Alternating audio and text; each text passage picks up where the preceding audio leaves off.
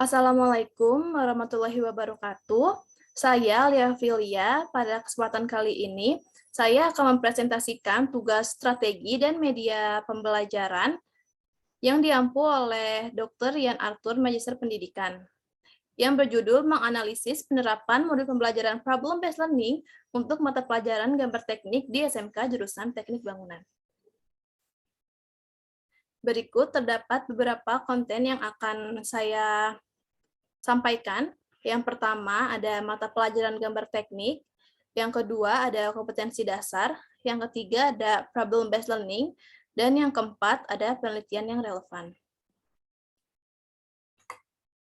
Yang pertama, gambar teknik. Apa sih gambar teknik itu? Gambar teknik adalah susunan visual terperinci tentang suatu desain atau produk yang dijadikan sarana komunikasi antara teknikus, arsitek, dan sebagainya. Gambar teknik adalah bentuk gagasan atau ide mengenai suatu sistem, proses, cara kerja, konstruksi, diagram, rangkaian, dan petunjuk teknis yang dinyatakan dalam bentuk gambar teknis dengan tujuan untuk menyampaikan informasi dan instruksi acuan kerja. Berikut terdapat beberapa contoh dari gambar teknik itu sendiri. Mata pelajaran gambar teknik. Gambar teknik adalah mata pelajaran yang mempelajari tentang gambar dasar yang berhubungan dengan gambar bangunan secara umum sebagai bekal dasar pengembangan kemampuan siswa dalam membaca gambar. Mata pelajaran gambar teknik mengkaji dan mempelajari tentang konstruksi geometrik suatu benda, pandangan 2 dan 3 dimensi, serta potongan suatu objek yang dilihat dari berbagai sudut pandang atau perspektif. Kompetensi dasar. Terdapat beberapa kompetensi dasar yang harus dicapai dalam pembelajaran gambar teknik. Salah satu kompetensi dasar pada mata pelajaran gambar teknik kelas 10 semester 1 atau GASAL, yaitu menyajikan gambar konstruksi geometris berdasarkan bentuk konstruksi sesuai prosedur. Berikut terdapat beberapa materi pokok pada kompetensi dasar ini, antara lain yaitu gambar konstruksi garis, konstruksi sudut, konstruksi lingkaran, konstruksi garis singgung, dan konstruksi gambar bidang.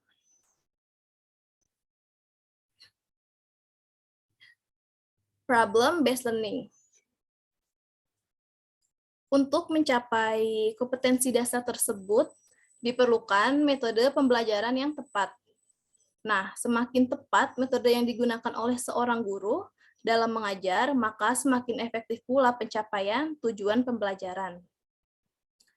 Problem-based learning merupakan suatu pendekatan pembelajaran di mana siswa dihadapkan pada masalah yang nyata atau masalah autentik, sehingga dapat menyusun pengetahuannya sendiri. Kemudian, siswa juga dapat menumbuh kembangkan keterampilan tingkat tinggi dan inquiry, memandirikan siswa, dan meningkatkan kepercayaan dirinya. Tujuan utama dari problem-based learning ini bukanlah penyampaian sejumlah besar pengetahuan kepada peserta didik, melainkan pengembangan kemampuan berpikir kritis dan kemampuan pemecahan masalah, sekaligus mengembangkan kemampuan membangun pengetahuannya sendiri. Prinsip utama dari problem-based learning ini yaitu penggunaan masalah nyata sebagai sarana bagi peserta didik untuk mengembangkan pengetahuan dan kemampuan berpikir kritis, serta kemampuan pemecahan masalah mereka.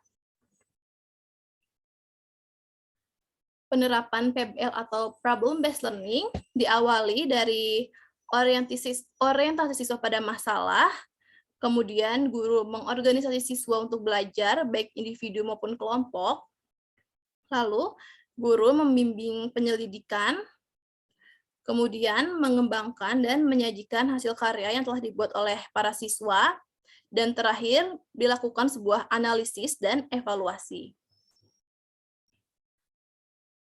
Penerapan problem-based learning pada kompetensi dasar gambar teknik kali ini diawali dengan pada awal pembelajaran, Guru memperlihatkan gambar konstruksi geometris dan siswa mengamati gambar tersebut untuk mencari beberapa permasalahan yang ada. Setelah itu, terdapat sesi tanya jawab tentang gambar yang telah diamati oleh para siswa. Guru meminta siswa mengumpulkan informasi yang dibutuhkan dan membaca referensi tentang materi yang akan disampaikan. Misalnya, bagaimana cara menggambar garis yang benar dan sesuai ketentuan gambar teknik. Setelah itu, baru guru menyampaikan materi yang akan disampaikan tentang langkah-langkah menggambar garis, kemudian menanyakan kepada siswa apakah materi yang disampaikan sudah dimengerti atau belum. Setelah itu, baru guru memberikan tugas dan memberikan tutor apabila siswa mengalami kesulitan. Setelah itu, guru mengevaluasi dan melakukan penilaian. Tidak sampai situ, guru menanyakan lagi kepada siswa tentang kesulitan yang dihadapi dan membantu siswa merefleksi hasil tugas mereka yang telah diselesaikan. Penelitian yang relevan. Berikut terdapat 2 penelitian yang menyimpulkan bahwa problem-based learning efektif atau cocok digunakan pada kompetensi dasar gambar teknik kali ini. Yang pertama ada penelitian dari Budi Artanto pada tahun 2010.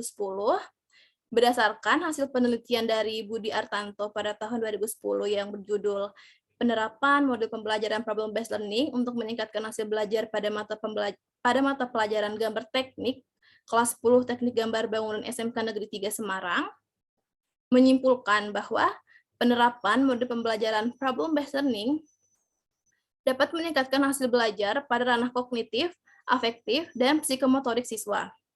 Ditinjau dari rata, diperoleh ranah kognitif sebesar 75,47 berbanding 70,59. Pada ranah afektif terdapat data yang diperoleh 79,17 berbanding 75,42. Pada ranah psikomotorik terdapat data yang diperoleh itu 82,40 berbanding 75,44. Penelitian dilakukan dengan terdapat 2 kelas. Kelas A melakukan model pembelajaran problem-based learning, dan kelas B tidak melakukan model pembelajaran problem-based learning ini, kemudian dibandingkan dan didapat hasil sebagai berikut. Yang kemudian terdapat penelitian dari Muhammad Nurtanto pada tahun 2016. Penelitian yang dilakukan oleh Muhammad Nurtanto ini berjudul Peningkatan Motivasi dan Prestasi Belajar dengan Metode Problem-Based Learning pada pembelajaran gambar teknik melalui pembelajaran terbimbing. Hasil yang didapatkan juga menyimpulkan bahwa metode Problem-Based Learning ini dapat meningkatkan prestasi unjuk kerja sebesar 9,58% pada mata pelajaran gambar teknik. Diharapkan, guru pada pembelajaran yang sama dapat menerapkan metode problem-based learning ini yang disesuaikan dengan karakteristik dan kebutuhan yang ada. Sekian presentasi dari saya. Kurang lebihnya mohon maaf, semoga bermanfaat bagi teman-teman semua. Wassalamualaikum warahmatullahi wabarakatuh.